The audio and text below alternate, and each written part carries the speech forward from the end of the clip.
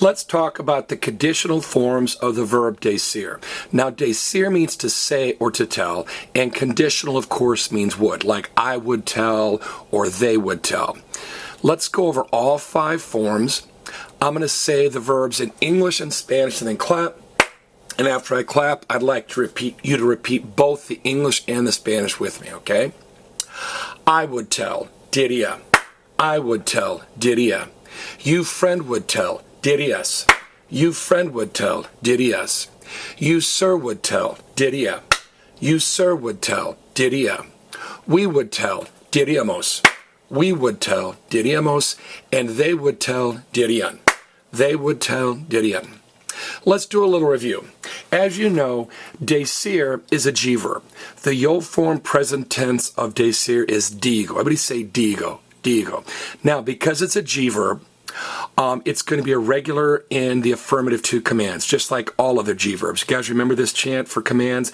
Vendí sal has 10 weapons. So how do you order a friend tell or say? You say di. Now, if it's irregular in the present tense and it's an irregular affirmative to command, it's obviously going to be irregular in the conditional.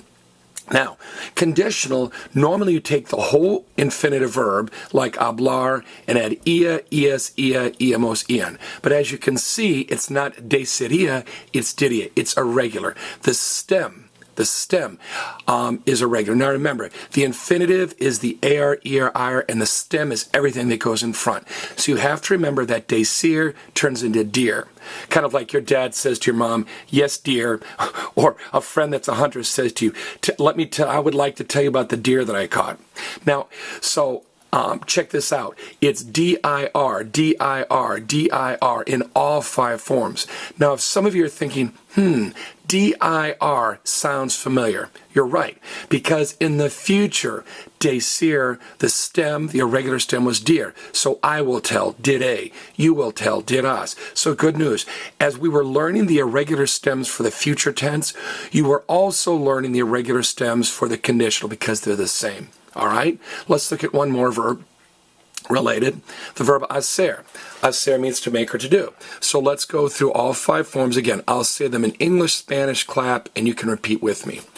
I would make, haría. I would make, haría. You friend would make, harías. You friend would make, harías. He would make, haría. He would make, haría. We would make, haríamos. We would make, haríamos. And you guys would make harían. You guys would make harían. Just like decir, hacer is a G verb. The yo form present tense is hago. Now, because it's a G verb, it's going to be irregular in the affirmative to command. Remember, vendí sal has 10 weapons. So how do you order your friend to make or do something? Haz. Now, it's not haría. You don't just take the verb and glue on ia, ias, ia, haríamos, harían. It's an irregular stem. Hacer turns into ar. So har, har, har. All right? So you have to remember that. Now, if you're thinking har sounds familiar, good.